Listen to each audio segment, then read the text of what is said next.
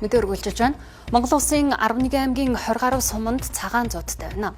Зуудтай сумдад улсын нөөцийн нийт төвс тэжээлийн 60% хүрэхээр аймаг сумдын төвд хүргэж эхэлсэн байна. За гэхдээ улсын нөөц болоод олон улсын байгууллагуудаас сандав тусламжаар илгээх өвс тэжээлээд аймаг орон нутгийн удирдлагууд нь малчтад зарж дундаас нь ашиг олох явдал цөөнгүй байдаг. За тэгвэл энэ удаад аймагуудад өвс тэжээлийн нөөцийг малчтын өвөлжөө бууцанд нь хүргэж өгөх машин техникийн асуудлыг нь шийдвэрлсэн гэлээ.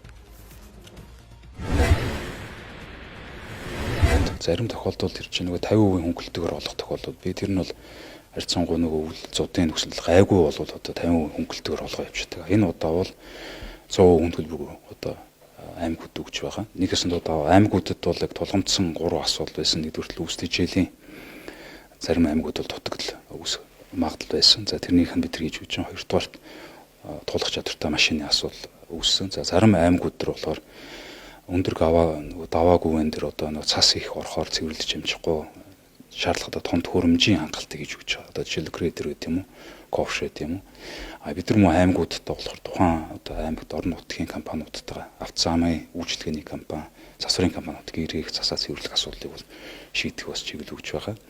За мөн тодорхой хэмжээний одоо шатхууны нөөцийг байрлуулах асуудлуудыг бас одоо байршуулах, бэлдэх асуудлууд бас аймагуд бол өөрөг чиглэл болгож өгсөн. За мөн тэр энэ удаа бид нар автомашины тодорхой хэмжээний хангалт, за өвс тэжээлийн тодорхой хэмжээний хангалт, за мөн одоо 50-55 түл шатхууны хангалтыг одоо бэлтгэхээр одоо энэ өөрөг чиглэлд өгсөн.